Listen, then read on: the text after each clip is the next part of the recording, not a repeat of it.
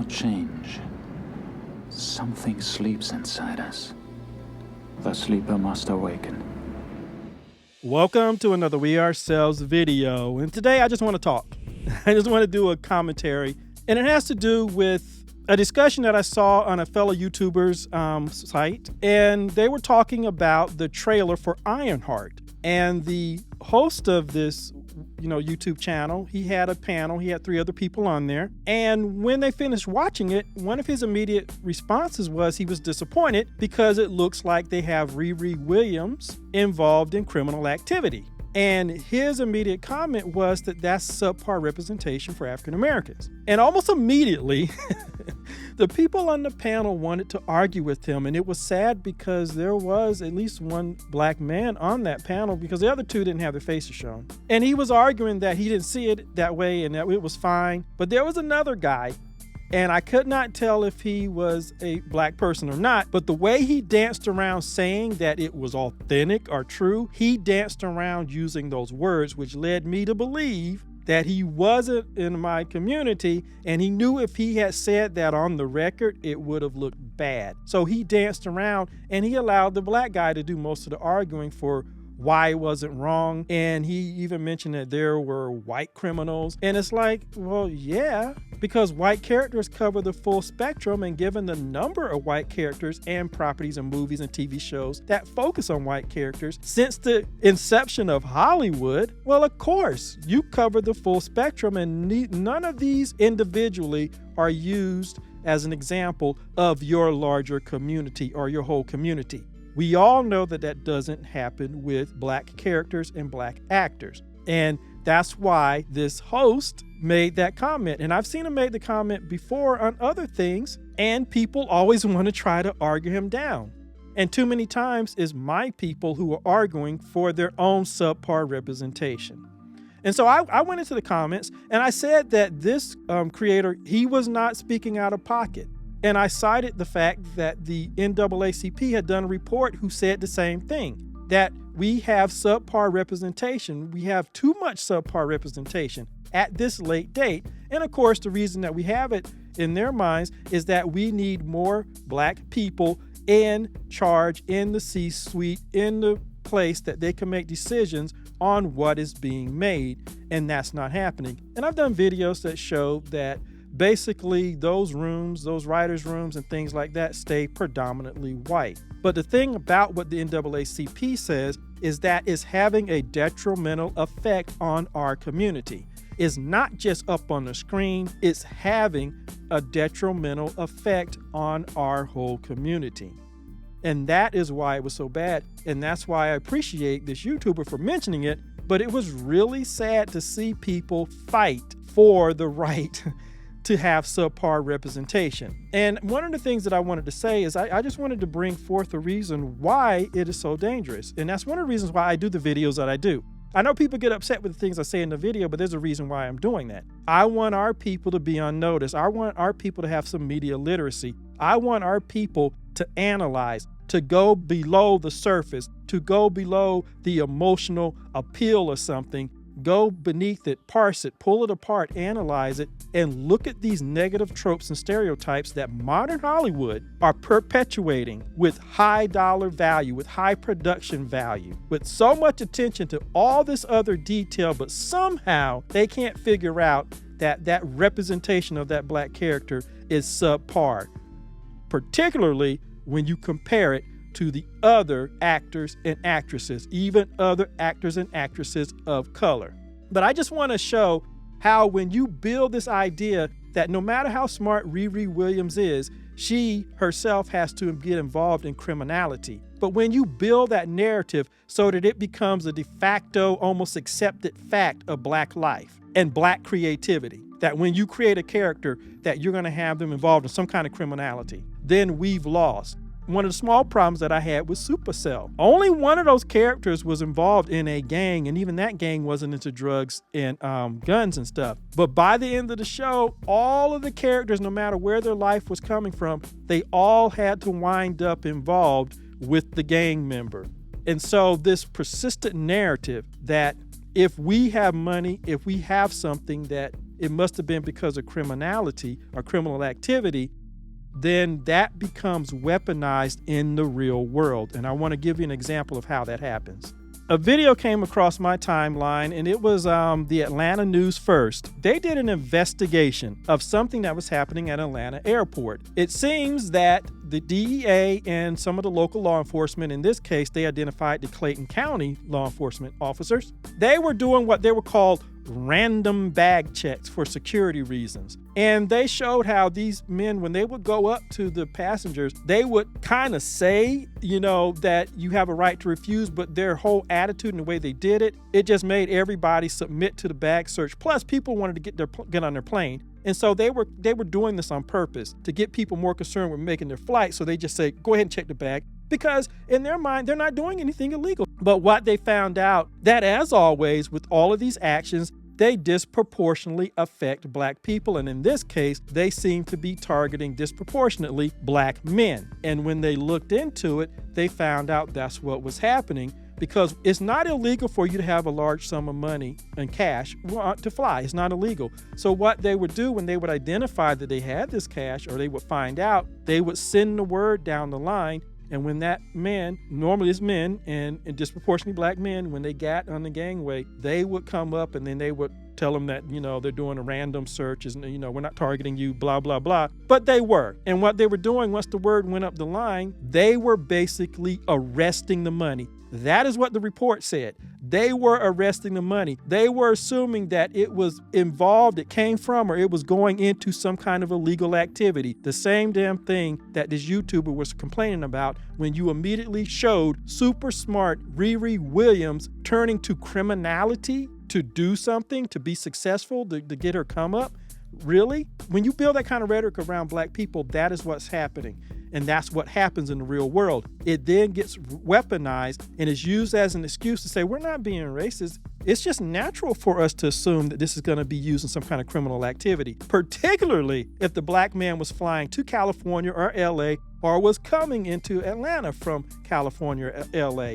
They specifically targeted them. And what they found out, none of them was guilty. The money was going to some kind of federal slush fund, which was over $1 billion, and then the local law enforcement was getting a piece of it. And just to prove that they were disproportionately targeting black people and assuming that because you had money, you were involved in criminal activity, they sent white people through and none of them were stopped. And so obviously, once they were exposed, they stopped the whole operation because it had no leg to stand on. But I just wanted to show that this is an example of how this assumption that if a black person has some money, if they have a nice car, if they have a nice house, then it must be from criminal activity.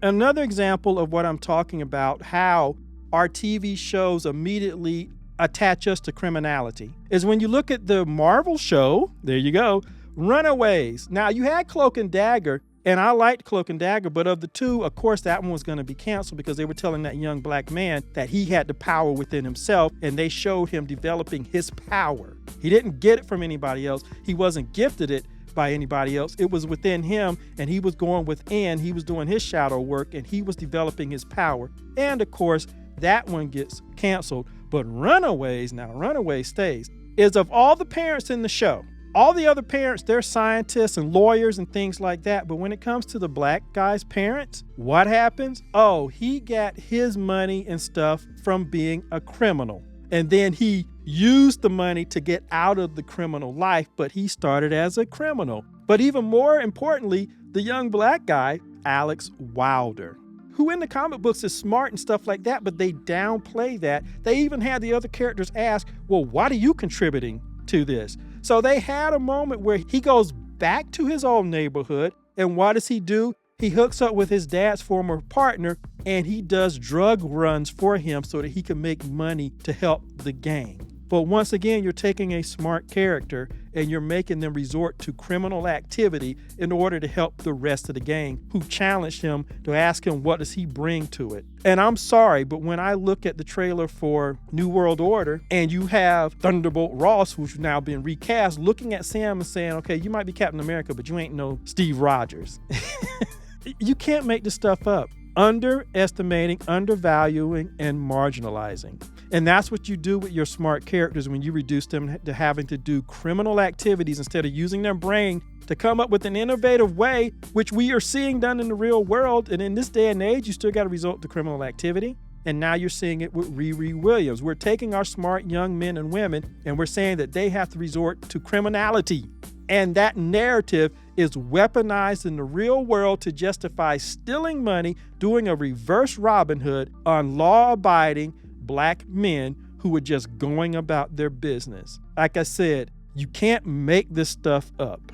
So this is how that narrative gets weaponized in the real world, and it's why these subpar representations are having a detrimental effect on our community.